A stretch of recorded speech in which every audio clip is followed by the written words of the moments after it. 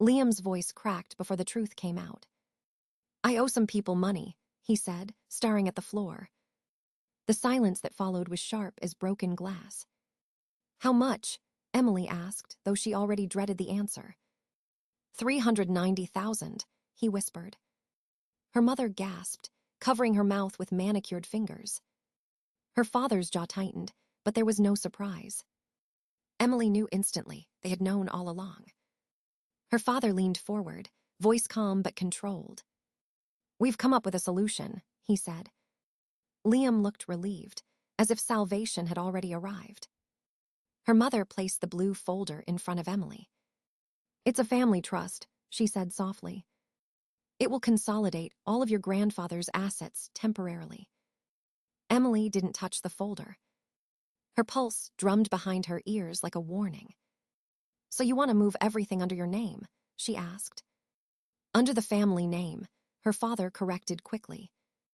"It's just protection until Liam's situation is resolved." She could almost taste the lie. It was too smooth, too easy, too practiced. Her mother smiled, a fragile, trembling thing. "Family means unity, darling," she said. Emily looked at Liam, who was sweating through his shirt. He looked like a man halfway buried and still digging. "These people you owe?" Emily asked, voice steady. "Are they dangerous?"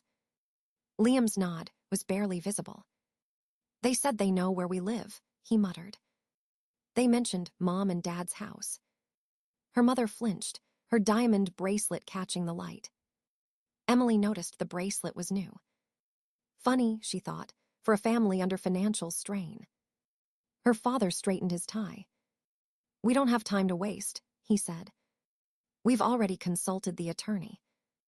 Emily smiled faintly, polite, detached. She had expected this moment for weeks. They thought they were cornering her. In reality, she had already mapped every move. She reached for the folder, only to close it again. "I'll need to review these documents," she said evenly. "There isn't much time," her father snapped. Liam leaned forward, eyes pleading. "Please, Em, they're serious, they'll hurt me." The sound of desperation wrapped around the room like smoke. Her mother stood abruptly, forcing a brittle laugh. "I'll make you tea," she said, fleeing to the kitchen. Emily's eyes stayed on her father. His gaze was steady, cold, manipulative. He wasn't asking for help. He was demanding obedience.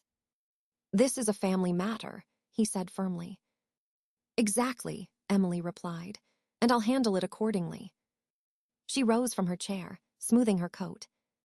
"Where are you going?" her mother called from the kitchen. "To make a call," Emily said calmly. "Who could you possibly need to call right now?" "My financial advisor," she lied without hesitation. Her father's lips pressed into a thin line. She walked toward the study, each step deliberate. Behind her, the living room buzzed with unease. They believed she was trapped by loyalty. But Emily had learned from her grandfather. In chess, the first move doesn't win the game. It's the one made 3 steps ahead that does. The study smelled faintly of tobacco and thyme. Emily closed the heavy oak door behind her. The muffled voices of her family faded into silence. Her hands trembled slightly as she steadied her breath. Everything in this room remained as her grandfather left it. Books lined the shelves, precise and dignified. His leather chair sat empty, waiting for wisdom. She walked to his desk, fingertips tracing the worn wood. Memories pressed in like ghosts she didn't fear. 11 years old, learning chess under his quiet guidance. "Think 3 moves ahead," he had told her once. Now, his voice echoed like prophecy in her mind. Her phone buzzed softly in her hand. A message from Helen appeared instantly. "Proceed as planned. Trust remains secure." Relief swept through Emily like a controlled fire. She had prepared for this exact moment since the funeral. Her grandfather had trusted her to protect what mattered. He had seen the rot beneath the family's polished surface. That day at the funeral still haunted her memory. The house had been filled with whispers and polite grief. Through the kitchen door, she had heard her parents talking. "Sell the lakeside house first," her father said quietly. Her mother's voice was sharp and cautious. "Not now, Richard. People might hear us." He lowered his tone, but Emily still caught the words. "We have 3 weeks before anyone checks the records." 3 weeks, just enough time to steal everything unseen. The realization had frozen her blood that day. Their sorrow had been nothing but strategy. While mourners spoke of legacy, they plotted theft. Emily had slipped away before anyone noticed her absence. She had wandered into the study and found his watch case. The velvet inside was empty, the outline still visible. The gold pocket watch her grandfather adored was gone. That was when she understood the truth. Arthur Lancaster had known they would betray him, and he had left her the tools to fight back. His final words returned with new meaning. "Protect what matters. Not everyone understands value." She thought he had meant his antiques and clocks. Now she saw he meant integrity. That night, she met Helen in a quiet cafe. The lawyer listened as Emily described every detail. Helen's expression remained composed but sharp. "I've seen this before," Helen said finally. "Families that see inheritance as entitlement, not duty." They spent hours drafting plans, signing documents. Every asset was moved to the new trust. The farmhouse, the lake property, the investments. Even the mechanical collection was catalogued and protected. Each paper she signed felt like reclaiming justice. By dawn, the plan was complete. The Lancaster Legacy Trust was born in silence. Emily closed the desk drawer and exhaled slowly. Her reflection in the dark window looked older. The girl who once sought approval was gone. Only resolve remained, steady, deliberate, unbreakable. She picked up her phone again and typed one message. "They've made their move. It's time for mine." The next morning began with rain against her window. Emily sat at her desk, files spread in neat order. Each folder represented a piece of her grandfather's life. Each document, a step closer to exposing the truth. Helen's message blinked on her phone. "We need full documentation before they make legal moves." Emily replied instantly, "I'm already working on it." She had always admired her grandfather's discipline. Now she applied it like a weapon. Every receipt, every account, every title was traced. The numbers told a story her family wanted buried. Transfers, sales, hidden withdrawals in Liam's name. The deeper she dug, the uglier it became. Arthur's collection had been plundered for years. 3 priceless mechanical pieces, marked as water damaged. In truth, they had been quietly sold off. Her parents' signatures appeared on the forged invoices. Emily stared at them until her hands stopped shaking. Grief turned to cold determination. Her grandfather had deserved better than deceit. Helen arranged a meeting with Daniel, the old accountant. He arrived carrying a worn leather briefcase. "I've been expecting you," he said softly. Daniel had worked for her grandfather for 30 years. He confirmed what Emily already suspected. "Your parents sold 3 of his clocks," he said. "They claimed they were ruined, but they were." He hesitated before continuing, guilt in his eyes. "I wanted to tell him, but I was afraid." Emily's throat tightened, but her voice stayed even. "You're telling me now. That's what matters." Daniel reached into his case and produced an envelope. Inside was a handwritten letter from Arthur himself. "If they come for what's mine, tell Emily the truth."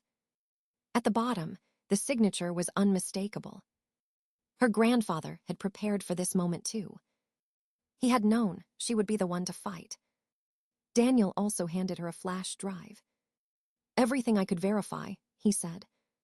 "Sales records, appraisals, bank transfers, all of it." Emily thanked him quietly, her pulse steady now. When she returned home, she plugged in the drive. Dozens of files appeared, a map of betrayal. Each transaction matched a period when Liam had debts. Every theft had a reason, and every reason was greed. She began to catalog, everything with military precision. Each file labeled, cross-checked, stored in the secure archive. Helen joined her that evening with coffee and silence. They worked through the night under the cold desk lamp. By dawn, the evidence filled a single black portfolio. "The truth is organized," Helen said softly. Emily nodded, "and so is justice." Outside, the rain had stopped. The city was washed clean, but she knew better. Some stains didn't fade so easily. She closed the portfolio and locked it away. Her reflection in the mirror looked calm, unreadable. They thought she would fold under pressure. But Emily Lancaster had learned from the best. Time reveals truth, and she was done waiting. The cafe was quiet except for the hum of soft jazz. Emily sat across from Daniel, the old accountant. Rain streaked the windows, blurring the city lights. He looked older than she remembered, tired but sincere. "I've kept this to myself for too long," he began.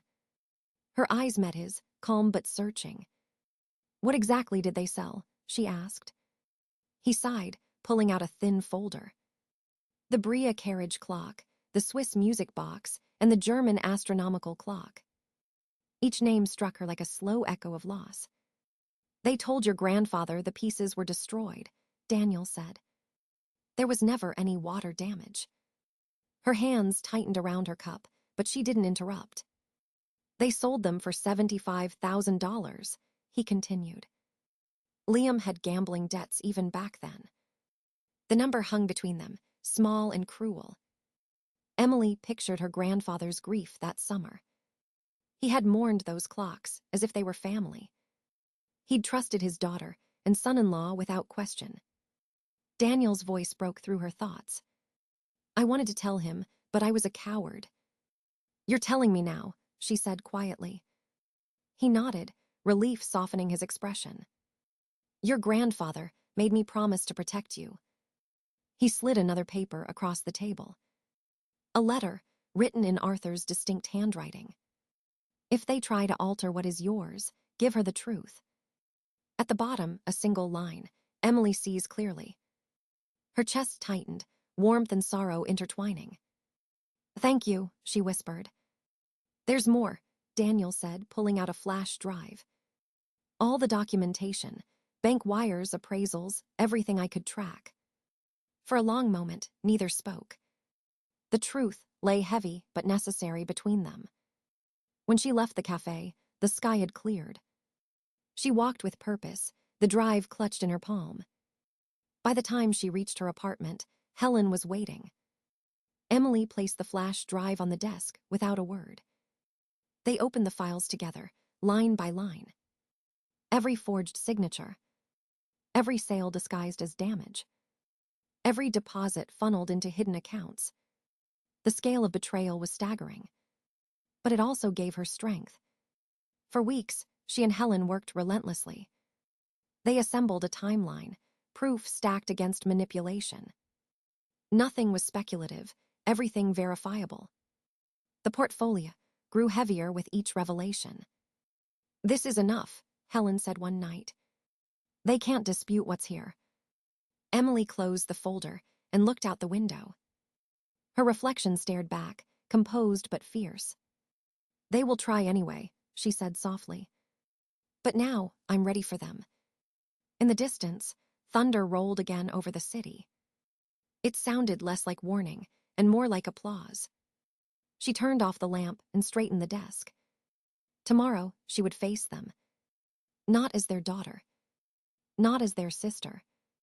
But as the keeper of the truth. The living room looked exactly as she had left it. Her parents waited on the sofa, masks of calm slipping. Liam sat in the corner, pale and nervous. Emily placed a black portfolio on the coffee table. Her father straightened, trying to appear in control. "Have you made your decision?" he asked stiffly. "I have," she said, her tone steady. She opened the portfolio and began laying out documents. Papers covered the table like a quiet storm. Trust certificates, asset transfers, legal declarations. Each one signed and sealed weeks ago. What is this? Her mother asked, leaning forward. The Lancaster Legacy Trust, Emily replied. Irrevocable, fully executed, every asset now secured. Her father's face drained of color. You had no right to do this, he barked. I had every right, she countered calmly. It's what grandfather wanted all along. Liam frowned, confusion clouding his features. Wait, what does that mean? He stammered. It means the estate is beyond your reach, she said. Her mother's hands trembled as tears welled in her eyes. Emily, how could you do this to your own family? Her voice broke, but Emily didn't flinch. I'm protecting what's left of this family's integrity. Her father slammed a fist onto the table. This is theft, he shouted. We'll contest it immediately. Emily gathered the documents with deliberate calm. Please do, she said. Discovery will be fascinating. He froze, realizing the trap. You've been spying on us, her mother hissed. I've been uncovering the truth, Emily replied. I know everything. The sales, the forged signatures, the lies. Her father's shoulders stiffened. You can't prove anything. She reached into the folder and pulled out a pawn receipt. This says otherwise, she said softly. Harmon's pawn shop, Dorchester. Your son sold grandfather's watch. The air thickened as the truth landed. Liam's face crumpled in shame. I was going to buy it back, he murmured. With what money? Emily asked sharply. The same money you wanted from this trust. Her mother covered her mouth. Horrified. Liam, please tell me that's not true. But silence was louder than any confession. Emily placed another document on the table. I also met with Daniel, she said. Grandfather's accountant. He kept records, everything you sold. Her father's composure cracked. You don't understand what you're doing. Oh, I understand perfectly, she said. You used a dying man's legacy to feed your greed. No one spoke for a long moment. Then her father whispered, You'll regret this. She met his gaze, unblinking. Maybe, but I'll regret silence more. She stood, gathering her folder with precision. The room felt smaller, the walls closing in. As she reached the door, her mother's voice trembled behind her. Emily, please, don't leave like this. She paused, but didn't turn around. Grandfather trusted me, she said quietly. I won't fail him now. And then she walked away, leaving them with nothing but truth.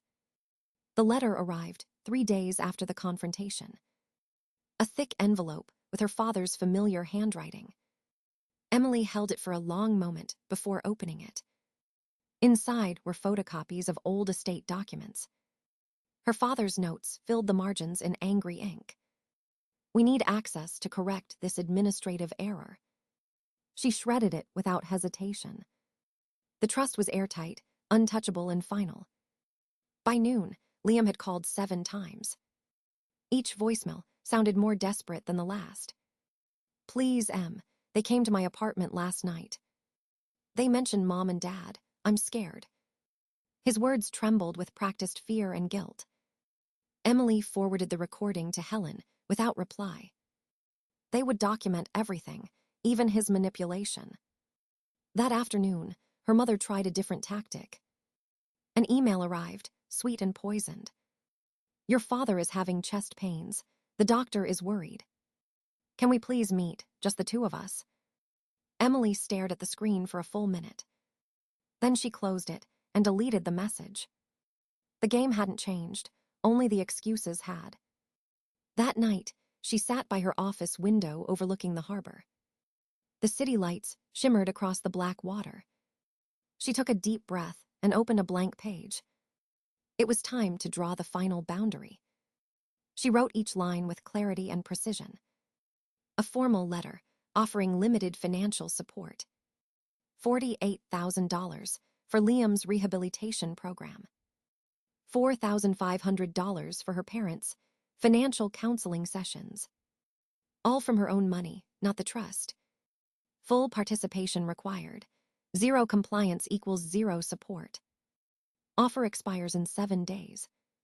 She signed it with a steady hand. Not an act of mercy, but of balance. Helen reviewed the document the next morning. "This is clean," she said, "firm but fair." Emily nodded. "They'll either accept or collapse." 2 days later, Helen called with news. Prescott, their lawyer, reached out this morning. He advised them to accept your terms. Emily said nothing for a moment, only exhaled slowly. "They've also been told not to challenge the trust," Helen added. "Any litigation would expose their crimes." Emily pictured them sitting around the dining table again. Her father packing, her mother crying, Liam silent.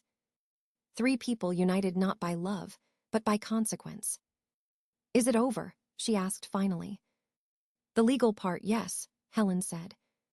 "The emotional part might take longer." Emily ended the call and stared at her reflection. Peace didn't feel like victory. It felt like release. Weeks passed, and silence replaced chaos. Her parents moved into a smaller home near Hartford. Liam checked into the clinic and stayed. For the first time, Emily allowed herself to rest. One evening, she returned to the farmhouse in Vermont. The air smelled of pine and memory. She walked through the restored halls quietly. Her grandfather's clocks ticked in perfect rhythm. In the study, sunlight fell across his old chair. She took the gold pocket watch from her coat. Its ticking filled the room, steady and sure. "The value was never the things," she whispered. "It was the courage to protect them." The watch gleamed softly in her hand. Time had revealed the truth, just as he promised. A full year had passed since that final confrontation. The trust remained intact, unchallenged and thriving.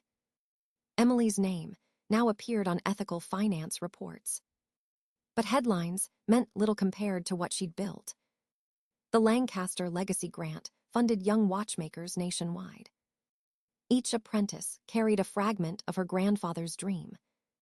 The farmhouse had become a quiet museum of craft. Children visited on weekends to learn about precision and time. Her parents lived modestly, still distant but calmer now. Liam worked nights at a small hotel, steady and sober. Progress, fragile but real, had begun to take root. One evening, Emily returned to Vermont alone. The hills glowed gold beneath the sinking sun. She sat on the porch swing, the pocket watch in hand.